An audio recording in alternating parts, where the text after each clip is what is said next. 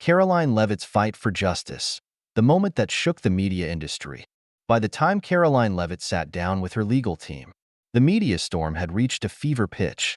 The network executives were scrambling, their carefully crafted narrative slipping through their fingers. Inside the private conference room, stacks of legal documents, printed transcripts, and case studies covered the table. The lead attorney, a seasoned litigator with a reputation for taking on high-profile cases, tapped his pen against the desk. "We have everything we need," he said, his voice steady. "This isn't just defamation. It's targeted character assassination, and we can prove it." Karoline nodded, her hands folded in front of her. She had spent the last 24 hours watching the clip over and over, dissecting every word, every sneer, every dismissive chuckle. She wasn't angry anymore. She was determined. "We're moving forward," she said, her voice unwavering. The legal team got to work immediately. Within hours, a formal legal notice was drafted, demanding a retraction and a public apology from the network. But Karoline knew they wouldn't comply. Not yet. They would stall, spin the story, try to frame her as overly sensitive, playing the victim, or afraid of criticism. She knew their playbook. But what they didn't know was that she was already 10 steps ahead. The moment the network realized they'd underestimated her. As expected, the network's response was dismissive. The statement they released was predictable. "We stand by our panelists' right to express their opinions in a lively political debate. We encourage open dialogue and diverse viewpoints." Karoline smirked when she read it. They had no idea what was coming. While they played defense, her legal team prepared a lawsuit that would shake the media industry to its core. They weren't just suing for defamation. They were pursuing damages for intentional infliction of emotional distress, professional harm, and reputational sabotage. Then came the internal leaks. Anonymous sources from within the network started speaking out. A former producer came forward, revealing emails and memos from senior executives that showed the entire segment had been planned as a deliberate hit piece. One email in particular caught fire online. "Make sure she stumbles. Keep the heat on. Mock lightly. Undermine credibility." It was no longer about politics. This was about power, media ethics, and accountability. The backlash that no one saw coming. The lawsuit alone would have been enough to rattle the network. But the public backlash turned it into a full-blown crisis. Advertisers started pulling out, unwilling to be associated with a network facing accusations of coordinated media attacks and gender-based bias. High-profile figures, even some from the opposing political spectrum, spoke out against the segment, calling it unprofessional and unethical journalism. And then, the ratings plummeted. Viewers, outraged by the revelations, boycotted the network, demanding accountability, transparency, and consequences. Behind closed doors, executives panicked. They held emergency meetings, tried to negotiate, and even floated the idea of an apology. But it was too late. The lawsuit that changed everything. When the lawsuit officially landed, it wasn't just about Karoline Leavitt versus one network. It was about holding the entire media industry accountable. The case became a national debate about the responsibility of news outlets, the line between political critique and personal attacks, and the unchecked power of media corporations. The legal battle lasted for months, and every development was front-page news. The depositions revealed even more damning internal communications, proving beyond a doubt that the hit piece was orchestrated, that Karoline was targeted, and that the network had engaged in deliberate defamation. The verdict, when it came, rocked the industry. Karoline Leavitt won. The network was ordered to pay millions in damages, issue a formal public apology, and overhaul its editorial policies. But more importantly, the entire industry felt the shift. Political commentators, journalists, and media executives began reassessing their approach, realizing that they could no longer get away with personal attacks disguised as journalism. Karoline's fight had set a precedent, one that would be remembered for years. The legacy of the fight. Karoline didn't just survive the media takedown attempt, she thrived. Her victory made her a national symbol of resilience, integrity, and courage. She wasn't just another political figure anymore. She was a force to be reckoned with. Her book deal? Signed within weeks. Speaking engagements? Sold out across the country. Her influence? Stronger than ever. And as for the network? The show was canceled. The executives responsible? Forced to resign. And the message was clear. No one was untouchable anymore. Karoline Leavitt had fought back and won. And the entire media industry would never be the same again. Karoline Leavitt's fight against media corruption, the scandal that shook an industry. The network had spent decades perfecting the art of controlling the narrative. But this time, they had lost control. A former employee, someone who had worked behind the scenes for years, came forward, and their testimony was damning. This wasn't a one-time incident. The whistleblower stated in an exclusive interview, "This is how they operate. They decide who to destroy before the cameras even roll." That was the final blow. Karoline Leavitt's lawsuit was no longer just about her. It was about exposing a corrupt system that had manipulated public perception for years. The backlash was immediate. The network executives tried to contain the firestorm, but the damage was irreversible. Advertisers pulled out. Viewers boycotted the network. Politicians and journalists demanded accountability. And then came the investigations. Regulatory agencies launched official inquiries into the network's unethical practices. Legal analysts on rival news stations dissected the case, agreeing that Karoline had a strong claim for defamation and malicious intent. For the first time, a major media empire was on the defensive, and the entire industry was watching in horror. The trial that changed everything. By the time the case reached the courtroom, the network's reputation was in free fall. The evidence was overwhelming. The leaked emails, the internal memos, the whistleblower testimony, all pointing to a coordinated attack designed to destroy Karoline Leavitt's credibility. Karoline's attorneys tore through the network's defense, exposing their pattern of targeting individuals for political or ideological reasons. The jury deliberated for less than a day. The verdict? Guilty. The network was ordered to pay millions in damages, issue a public apology, and implement immediate changes in their editorial policies. It wasn't just a legal victory, it was a historic moment of reckoning for the media industry. The aftermath, a new era of accountability. Karoline Leavitt emerged from the trial stronger than ever.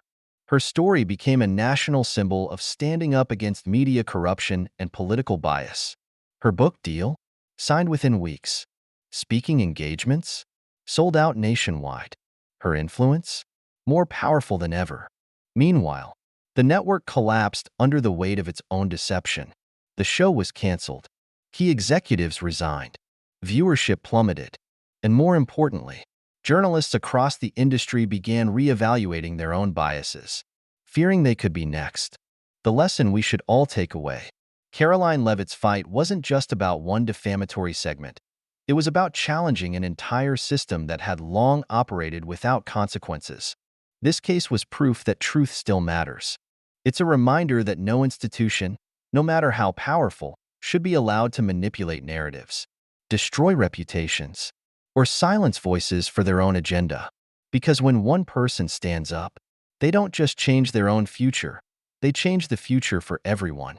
Karoline Leavitt's legal battle, the collapse of a media giant. The legal team was scrambling. What had started as an attempt to discredit a rising conservative voice had now become a full-blown disaster for the network. "We need to settle." The words hung in the air like a death sentence. The CEO, usually confident and composed, stared at the table in silence. Admitting defeat meant setting a precedent, one that would open the floodgates for every person the network had ever smeared to come after them next. But they had no choice. The evidence was overwhelming. The leaked emails proved they had intentionally orchestrated a takedown. The whistleblower's interview shattered what little credibility they had left. The advertisers, once their financial lifeline, were now running for the exits. The settlement offer and Karoline's next move. By the following morning, Karoline Leavitt's legal team received an official offer, a multimillion-dollar payout, a private apology, a commitment to review their editorial standards. But Karoline wasn't interested in quiet victories. She refused. "No," she told her attorneys. "This isn't just about me. This is about every person they've done this to. The public deserves to see the truth. Her counteroffer? A full, public apology aired in prime time. An admission of wrongdoing, not just vague PR language. A restructuring of their media ethics policies, with an independent review board to prevent future smear campaigns. The network executives were stunned. This wasn't just about money. Karoline was demanding accountability. And the worst part? She had all the leverage. The moment that changed everything. The network had no choice but to comply. And when the time came, the world watched. At 8 p.m. Eastern Standard Time, a special broadcast aired. Instead of their usual programming, the lead anchor, one of the very people who had smeared Karoline on live TV, was forced to read a prepared statement. We acknowledge that our past coverage of Karoline Leavitt was not conducted with the fairness and accuracy expected of journalistic institutions. We regret our failure to uphold the highest standards of media integrity and apologize for any harm caused. It wasn't just an apology. It was a humiliation. For years, they had wielded their power without consequence, but now, in front of millions of viewers, they were admitting defeat. The aftermath, a new era of media accountability. The fallout was seismic. Top executives resigned. The show that had smeared Karoline? Canceled. New policies were implemented, requiring stricter fact-checking before airing political commentary. Other networks took notice, realizing they could be next if they didn't change their ways. And as for Karoline, she didn't just win a lawsuit. She changed the industry. Her story became a rallying cry for every person who had ever been unfairly targeted by the media. The lesson we should all take away. This case wasn't just about politics. It was about power, truth, and accountability. For too long, mainstream media operated without consequences, shaping narratives to fit their agendas, destroying reputations with a single headline. Karoline proved that no institution is untouchable. Her fight wasn't just for herself. It was for every person who's been lied about, misrepresented, or silenced.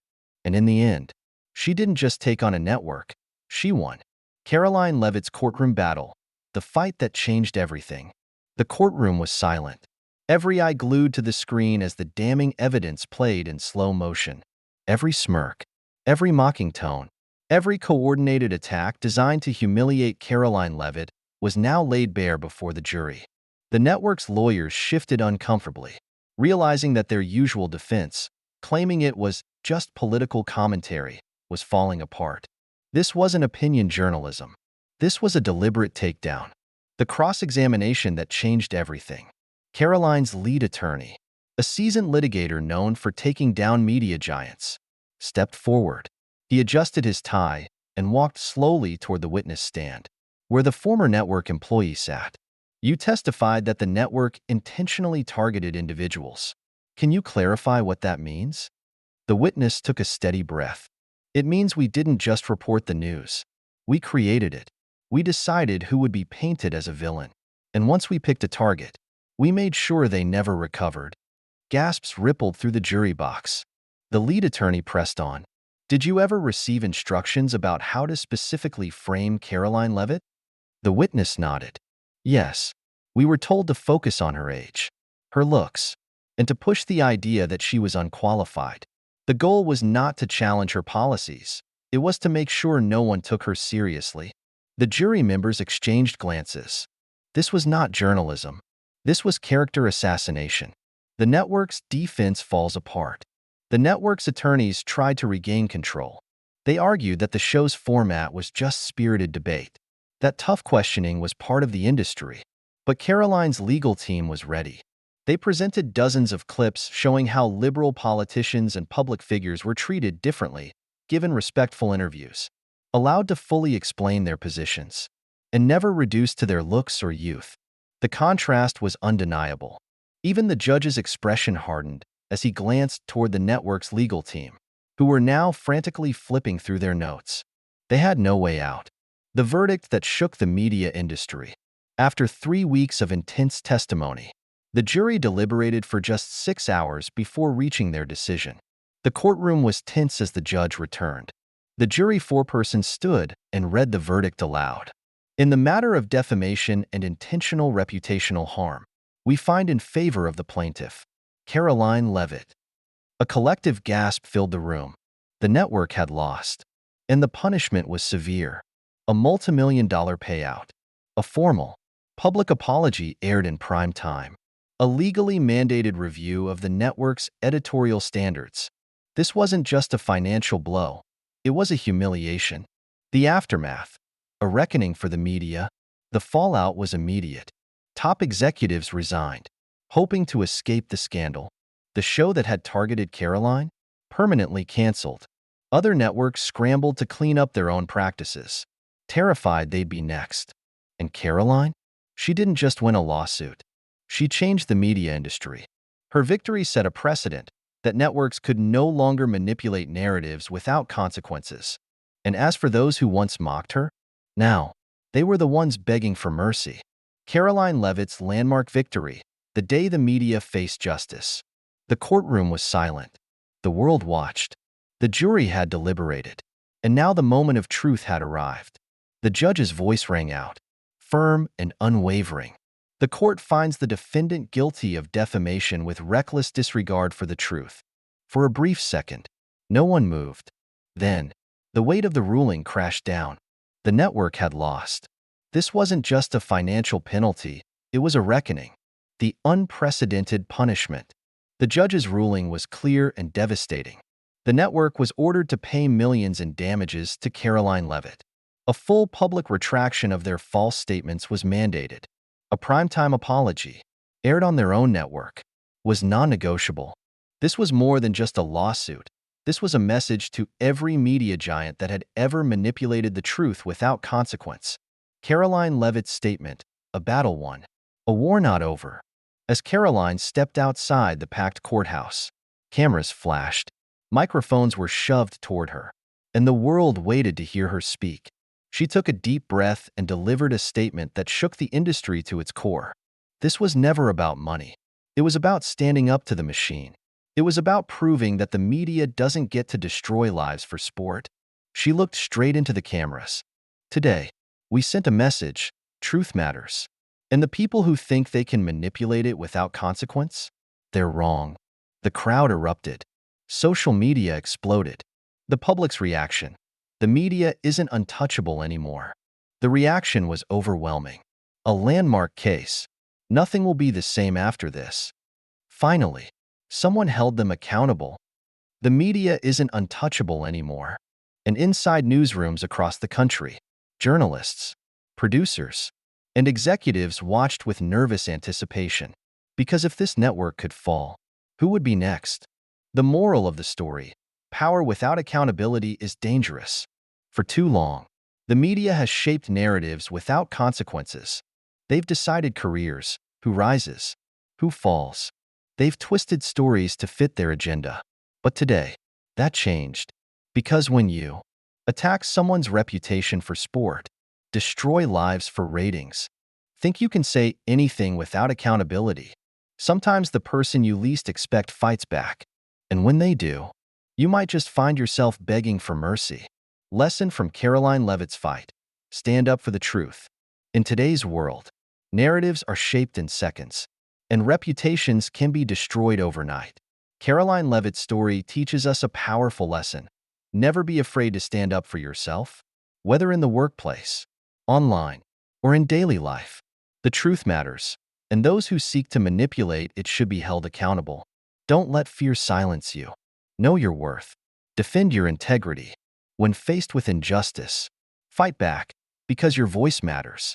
What's right isn't always easy, but it's always worth it.